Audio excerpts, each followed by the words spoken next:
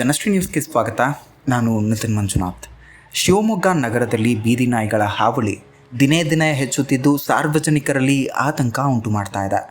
ನಗರದ ಅಪ್ಪಾಜಿರಾವ್ ಕಾಂಪೌಂಡ್ ಪ್ರದೇಶದಲ್ಲಿ ಬಾಲಕನೊಬ್ಬನ ಮೇಲೆ ನಾಯಿಗಳ ಹಿಂಡು ದಾಳಿ ನಡೆಸಿದ ಘಟನೆ ಇದಕ್ಕೆ ತಾಜಾ ಉದಾಹರಣೆಯಾಗಿದೆ.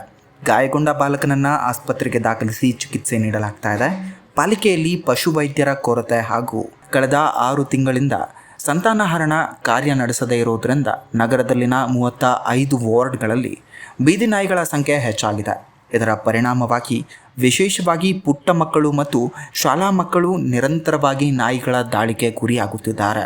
ಈ ಹಿನ್ನೆಲೆಯಲ್ಲಿ ಮಹಾನಗರ ಪಾಲಿಕೆ ತಕ್ಷಣ ಸೂಕ್ತ ಕ್ರಮ ಕೈಗೊಂಡು ನಾಯಿಗಳ ಸಂಖ್ಯೆಯನ್ನು ನಿಯಂತ್ರಿಸಲು ಲಸಿಕೆ ಮತ್ತು ಸಂತಾನಹರಣ ಕಾರ್ಯಕ್ರಮಗಳನ್ನು ಪುನರಾರಂಭಿಸಲು ಸಾರ್ವಜನಿಕರು ಆಗ್ರಹಿಸುತ್ತಿದ್ದಾರೆ.